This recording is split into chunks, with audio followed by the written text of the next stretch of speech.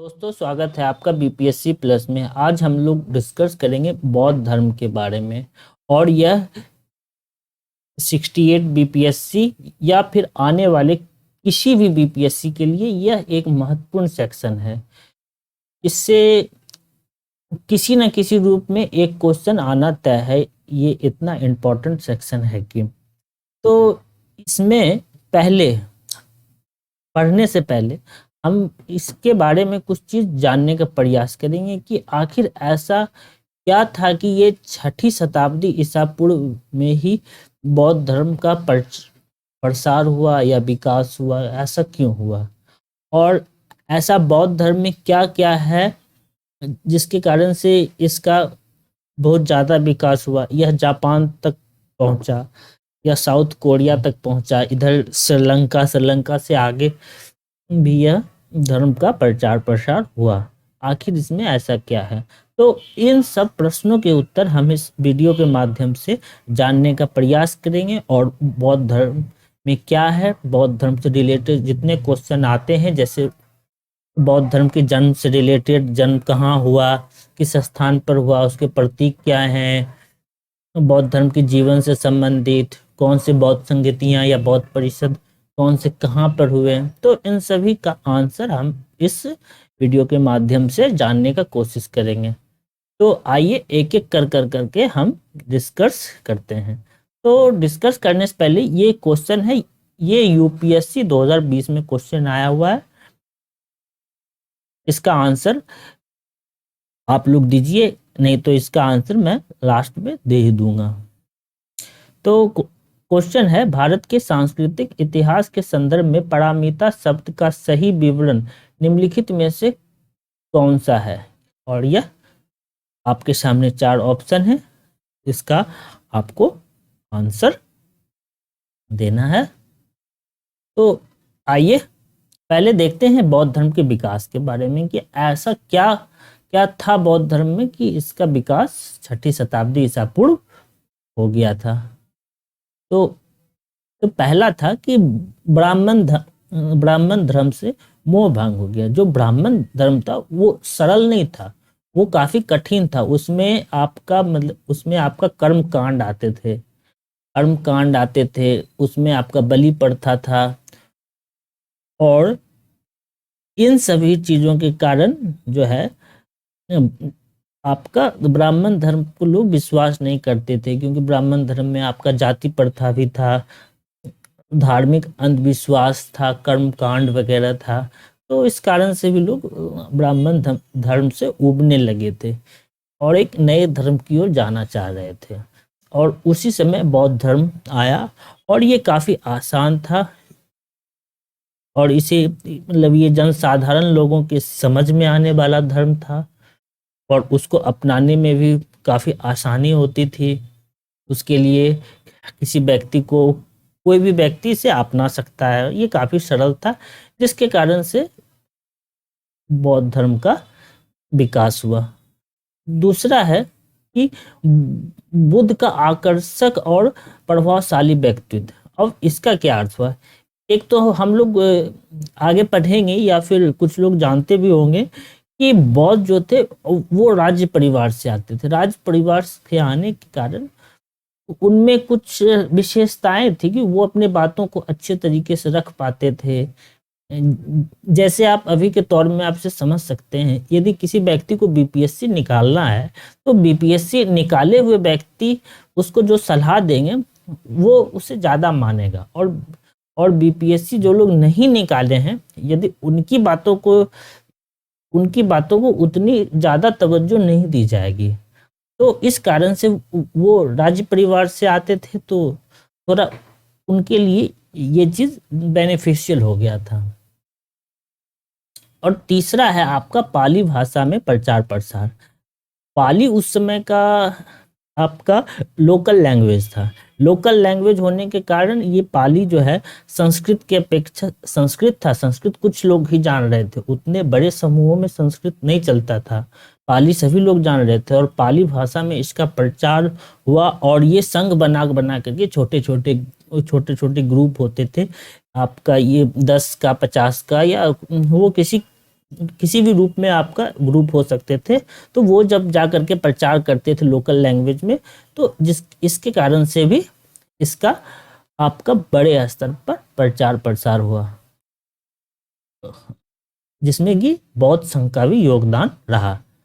इसके आगे है राजकीय संरक्षण। राजकीय संरक्षण में देखें तो बिंबिसार, कनिष्क, हर्ष और अशोक जैसे राजा आए, जिन्होंने बौद्ध धर्म को राजकीय संरक्षण प्रदान किया, इसके कारण से का बहुत बड़ा विकास हुआ। अशोक ने तो स्तूप बनाए, बौद्ध विहार बनाए, और बौद्ध भिक्षुओं का जो रहने का जगह है उसके लिए बौद्ध विहार का निर्माण किया, और वो लोग आगे चल कर करके बौद्ध धर्म को बढ़ाने में बहुत योगदान या सहायता प्रदान किए। नए धर्म की अपेक्षा में सरलता, उस समय जो भी धर्म आया था, जैसे कि उस समय आपका ये जैन धर्म का भी विकास हुआ, तो जैन धर्म का विकास हुआ तो वो बौद्ध की अपेक्षा कठिन था, उनको मानना थोड़ा सा दिक्कत था, तो इसीलिए बौद्ध और ब्राह्मण की अपेक्षा जैन और ब्राह्मण की अपेक्षा बौद्ध धर्म ज़्यादा आसान था। इसके कारण से भी लोग इसे मानने लगे थे। व्यापारी और साहूकारों का समर्थन, इसमें एक तो राजा का समर्थन प्राप्त था। अब राजा जब इसे समर्थन कर रहा है तो ये खुद ब खुद हो जाता है कि व्यापारी और साहूकार जैसे बड़े बड़े लोग इसका समर्थन करेंगे। ठीक है, तो आपका इन सभी के कारण उस समय 6ठी शताब्दी में बौद्ध धर्म का विकास हुआ। अब 6ठी शताब्दी के पूर्व सिर्फ बौद्ध धर्म का ही विकास नहीं हो रहा था, और जगहों पर देखिए तो आपका बौद्ध, महावीर, हेराक्लिटस और जरयुस्त्र, कन्फ्यूशियस, लाओ त्से जैसे महान विचारक उस समय आ रहे थे, लेकिन उन सबों में ऐसी कुछ न कुछ समस्याएं आई होंगी जो वो उस समय उतने विकास नहीं कर पाए जितना कि बुद्ध और महावीर कर पाए। अब आगे देखते हैं उनके जन्म से रिलेटेड कुछ संबंधित क्वेश्चन उनके जन्म से रिलेटेड। तो उनका, जैसा कि हम लोग जान रहे हैं, सिद्धार्थ जो है वो उनका बचपन का नाम है। ठीक है, सिद्धार्थ उनका बचपन का नाम है, और वो शाक्य गणराज से संबंधित रखते हैं।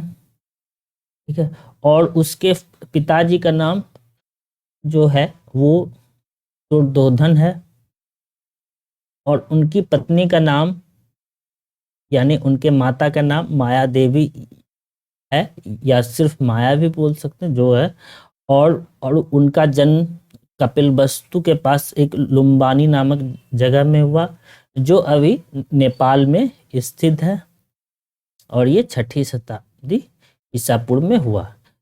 जब इसका जन्म का बात करते हैं तो ये 563 ईसा पूर्व में इसका जन्म हुआ, और 35 वर्ष की आयु में वैशाख पूर्णिमा के समय इसे ज्ञान की प्राप्ति हुई, और ये बोध गया नामक जगह में 6 वर्ष तक तपस्या किए। उसके बाद उन्हें ज्ञान की प्राप्ति हुई, और वे अपना जो प्रथम उपदेश था वो सारनाथ में हिरण पार्क में वो अपना प्रथम उपदेश दिए। अब बुद्ध से संबंधित और कुछ चीज हैं, जैसे कि उनका जो पालन पोषण है वो उनकी मौसी के द्वारा किया गया था, और मौसी का नाम था प्रजापति गौतमी। प्रजापति गौतमी, और उनके पुत्र का नाम था राहुल। ठीक है, और उनके पुत्र का नाम था राहुल, और उनके घोड़े का नाम था कत्थक। ठीक है, और सारथी का नाम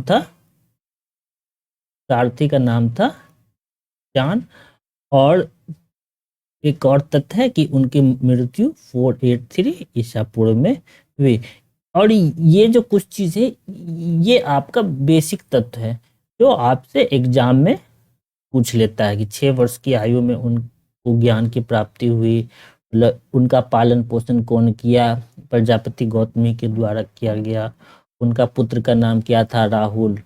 इस तरीके से कुछ कुछ क्वेश्चन आ जाते हैं। अब देखेंगे कि उनके संरक्षण के बारे में। ये आपका बौद्ध परिषद है, और पहली जो है बौद्ध परिषद भी, काफी जगह आपको बौद्ध संगीतियां भी मिलेगी, तो इस तरीके से दोनों एक ही है। पहला बौद्ध संगीति जो है वो अजात शत्रु के समय हुआ था, और ये राजगृह में हुआ था, और इसके अध्यक्ष महाकश्यप थे, और यह 483 ईसा पूर्व में हुआ। और दूसरा जो है, दूसरा बौद्ध परिषद, यह कालाशोक के संरक्षण में हुआ। कालाशोक उसमें राजा थे, और यह वैशाली नामक स्थान पर हुआ। शुभकामी उस समय अध्यक्ष थे, और 483 ईसा पूर्व में ये हुआ। यदि आप देखेंगे तो इन दोनों का गैप है, कभी कभी डेट भी आ जाता है, तो इन दोनों का गैप आपका 100 ईसा पूर्व है, आपको याद रखने में आसानी होगी। यदि तीसरी बौद्ध संगीतियां या बौद्ध परिषद की बात करें तो ये अशोक के शासनकाल में हुआ, और ये पाटलिपुत्रा में हुआ है, और मोगालिपुत्र इसके अध्यक्ष थे, और ये 250 ईसा पूर्व में हुआ। जो चौथी बौद्ध संगति है, ये कनिष्क के शासनकाल में हुआ है, और कुंडलवन कश्मीर में हुआ है, और वसुमित्र इसके अध्यक्ष थे, और ये 72 ईस्वी में ये आपका हुआ है। तो इस तरीके से टोटल 4 बौद्ध परिषद या बौद्ध संगीतियां हुई हैं, और इनके संरक्षक और ये किस स्थान पर हुआ, ये एक महत्वपूर्ण है। आप लोग इसे जरूर याद कीजिए, और ये अपने बुक में नोट्स के रूप में आप लोग इसे लिखिए। अब इसके बाद आया कि अब बौद्ध के बारे में जानते हैं कि इन्होंने कुछ 4 बातें बताई है जो जीवन के लिए, उस समय के जीवन के लिए, और अभी हाल ही मतलब अभी जो वर्तमान युग है इसमें भी बौद्ध का इन बातों में सच्चाइयां दिखती है। तो ये जो 4 सत्य है, मतलब उन्होंने बोला कि किसी के जीवन में दुख आना तय है, और दुख का कारण सच्चाई है, और उन्होंने दुख को अंत करने का भी मार्ग बताया है, और फिर है दुख उस मार्ग के सच्चाई जो हमें पीड़ा से मुक्त करती है, उनके बारे में भी उन्होंने बताया है। तो इस तरीके से उन्होंने 4 सत्य दिया है। फिर उन्होंने दुख को दूर करने के लिए, जब उन्होंने बताया है, सत्य बात बताया, तो उस दुख को दूर करने के लिए भी अष्टांगिक मार्ग यानी कि 8 बातें बताई है कि इसके द्वारा आप दुख को दूर कर सकते हैं, यानी समस्या का समाधान कर सकते हैं। तो पहला है कि सम्यक ज्ञान, अपनी शिक्षाओं पर आंख बंद कर करके विश्वास नहीं करना, इसका यही मतलब हुआ सम्यक ज्ञान का। और दूसरा है सम्यक संकल्प, संकल्प के प्रति प्रतिबद्धता, इसका ये मतलब हुआ। इसके बाद फिर है सम्यक वाणी, सम्यक वाणी का मतलब ये हुआ कि सच बोलना। उसके बाद बदनामी और अपमानजनक भाषा से बचे, सम्यक वाणी का मतलब ये हुआ। सम्यक कर्म, सम्यक कर्म का मतलब हुआ शांति और सौहार्द पूर्वक व्यवहार करना। कामुक आनंद, चोरी, हत्या या अतिरेक से बचना। अतिरेक से बचना का मतलब है कि धन को ज्यादा बचाना नहीं है, खर्च कर देना है, धन को रखना नहीं है, इस तरीके से सम्यक कर्म। और फिर बाकी 5वां नंबर है सम्यक सम्यक आजीविका, नुकसान पहुंचाने वाले तरीकों से जीवन यापन करने से बचें। लोगों का शोषण करना, जानवरों को मारना, नशीले पदार्थ एवं हथियारों का व्यापार करने पर उन्होंने मना कर दिया। मना कर दिया क्या कि उनके धर्म में ऐसा नहीं माना जाता था। अब सम्यक प्रयास, मन को सकारात्मक अवस्था में लाने का बात इसमें कहा गया है। सम्यक ध्यान, शरीर संवेदनाओं, भावनाओं और मन की स्थिति के बारे में जागरूकता विकसित करने के बारे में उन्होंने कहा है। सम्यक समाधि, सम्यक समाधि में देखें तो इसमें मानसिक ध्यान का विकास करना, इस बारे में उन्होंने कहा है। तो अष्टांगिक मार्ग यानी 8 जो उन्होंने बातें कही है, उन पर ध्यान दे करके लोग मोक्ष को प्राप्त कर सकते हैं। वही यदि ब्राह्मण धर्म में देखें तो मोक्ष को प्राप्त करने के लिए जीव हत्या, यज्ञ जैसे चीजों को करवाना अनिवार्य हुआ करता था। लेकिन इन्होंने जो 8 मार्ग बताए, इनके द्वारा मोक्ष को प्राप्त किया जा सकता था। तो ये उस समय के अपेक्षा बौद्ध धर्म ज्यादा सरल था, जिसके कारण से भी उस समय इनका विकास, बौद्ध धर्म का विकास संभव हो पाया। बौद्ध की शिक्षाओं को धम्म कहा जाता है और उन्होंने सिखाया है ज्ञान, दया, धैर्य, उदारता और करुणा का महत्वपूर्ण गुण के बारे में इन्हें बताया गया है। अशोक ने भी धम्म का बहुत जगह निर्माण कराया, जिसमें इन्हीं 5 बातों को उन्होंने वहां पर मेंशन किया है उस धम्म में, और ये से प्रचार का एक माध्यम भी बताया जाता था। तो आखिर उस धम्म में ऐसा क्या लिखा हुआ? तो धम्म में अहिंसा के बारे में कहा जाता, अहिंसा को प्रोत्साहित, और सत्य बोलने के बारे में, अपिग्रह के बारे में, ब्रह्मचर्य के बारे में, असत्य के बारे में, इन 4 बातों में आप देखेंगे तो ये धम्म में इसका मेंशन है। अब क्या हुआ? अब जो बौद्ध धर्म है, बौद्ध धर्म अब आपका आगे बढ़ गया। अब आपका बौद्ध धर्म में जो जो चीजें थी कि दुख है, अब दुख को दूर करने का क्या उपाय है, अब ये काफी लंबे समय तक ऐसे चलता रहा।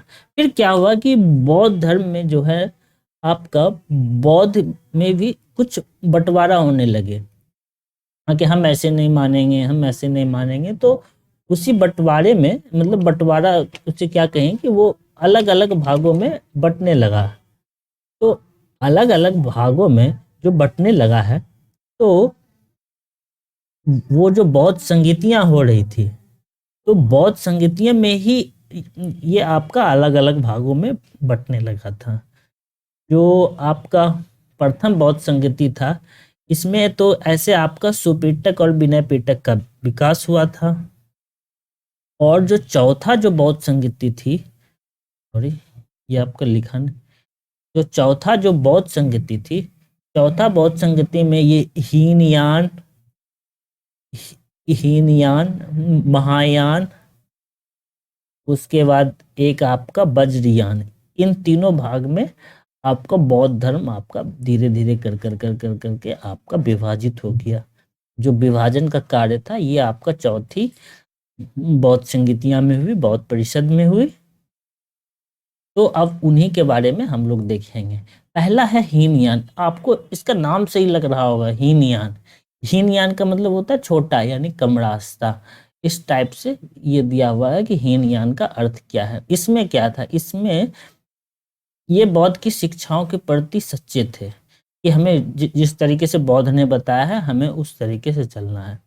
और इन्होंने पाली भाषा में ग्रंथों की रचना की, और यह मूर्ति पूजा पर विश्वास नहीं करते थे, और आत्म अनुशासन और ध्यान के माध्यम से मुक्ति का रास्ता अपनाते थे, और इसे अशोक ने इसे संरक्षण प्राप्त किया था।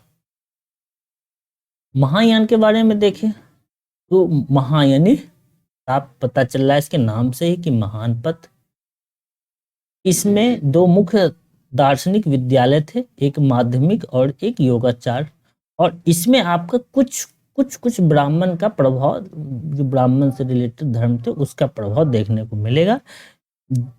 जैसे इसमें संस्कृत आ गया था, इसके ग्रंथ में संस्कृत है। यह बुद्ध को भगवान मानता था और बौद्धिस्ट मूर्तियों की पूजा करता था। मूर्ति पूजा फिर से स्टार्ट होने लगे थे। बुद्ध के ध्यान में विश्वास और भक्ति के माध्यम से मोक्ष की प्राप्ति, और यहाँ पर मंत्रों का भी विकास होने लगा। तो ऐसे ऐसे फिर मतलब ये बंटने लगे थे। फिर उसके ज्ञान, इसका अर्थ है वज्र का वाहन। 11वीं सदी में तिब्बत में यह स्थापित हुआ और उनका मानना है, जो वज्रयान के लोग थे, कि वज्र नामक प्राप्त जादुई शक्ति को प्राप्त करके मोक्ष प्राप्त किया जा सकता है। वज्रयान, इसका अर्थ है वज्र का वाहन। 11वीं सदी में तिब्बत में स्थापित ये हुआ था और वज्रयान के लोगों का मानना था कि वज्र नामक जादुई शक्ति को प्राप्त करके मोक्ष प्राप्त किया जा सकता है। लामा नामक गुरु की भूमिका बहुत महत्वपूर्ण है इसमें, जिससे दार्शनिक और अनुष्ठान परंपराओं में महारत हासिल की है। लामाओं का एक लंबा वंश है। दलाई लामा एक प्रसिद्ध तिब्बती लामा है। अब आगे देखते हैं। अब आपका कुछ बौद्ध से रिलेटेड कुछ आपका ग्रंथ आ गए थे, जिसमें 3 ग्रंथ महत्वपूर्ण हैं। एक आपका सूत्र पिटक, विनय पिटक, अभिधम। तो सूत्र पिटक में बुद्ध के प्रवचन, उपदेश, धार्मिक कविताएं इन सब चीजों का मेंशन है। और विनय पिटक में संघ के नियमों और अनुशासन से संबंधित ये ग्रंथ हैं। और अधिधम पिटक में वह है जिसमें बौद्ध से सिद्धांतों के बारे में लिखा हुआ है, विशेष रूप से मन के बारे में, व्यवस्थित दर्शन के बारे में भी लिखा हुआ है। और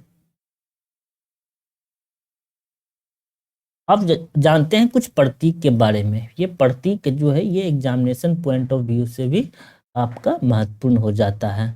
प्रतीक में देखेंगे तो इन सबों में जो बुद्ध है, तो बुद्ध का जो जन्म है, जन्म में के समय उसे कमल का प्रतीक मिला। फिर जब वो युवावस्था में आए तो उसे सांड, युवा या यौवन। उसके बाद जब वो गृह त्याग किए तो उस समय उसका प्रतीक घोड़ा था। जब उन्हें ज्ञान की प्राप्ति हुई तो इसे पीपल प्रतीक के रूप में जाना जाता है। फिर निर्वाण यानी मोक्ष की प्राप्ति हुई तो उसे पद चिन्ह। फिर जब उपदेश जो मिला तो वो उस समय का पद चिन्ह था चक्र। और जब उनकी मृत्यु हुई यानी महापरिनिर्वाण तो उस समय का उनका स्तूप जो है उन्हें मिला। अब आगे आते हैं। अब आगे है कि इतना होने के बाद फिर भी बौद्ध धर्म का भारत में पतन हो गया। और आज आप देखेंगे कि भारत में सबसे ज्यादा हिंदू हैं। तो आखिर ऐसा क्या हुआ था कि बौद्ध धर्म का पतन होने लगा? तो आइए जानते हैं कि पहले वह क्या था कि बौद्ध धर्म के अंदर ही भ्रष्टाचार फैलने लगे थे, जिसके कारण से जो है बौद्ध धर्म का धीरे धीरे पतन होना स्टार्ट हो गया था।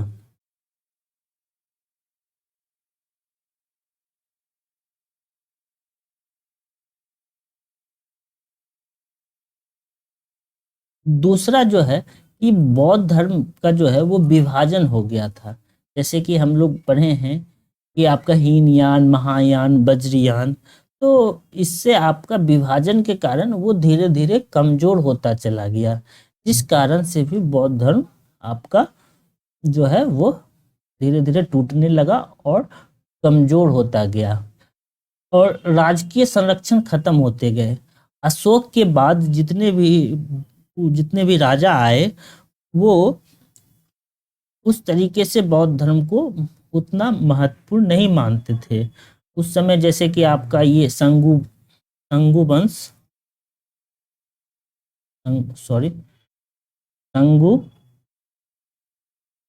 संगू वंश हो गया। उसके बाद आपका गुप्त हो गया।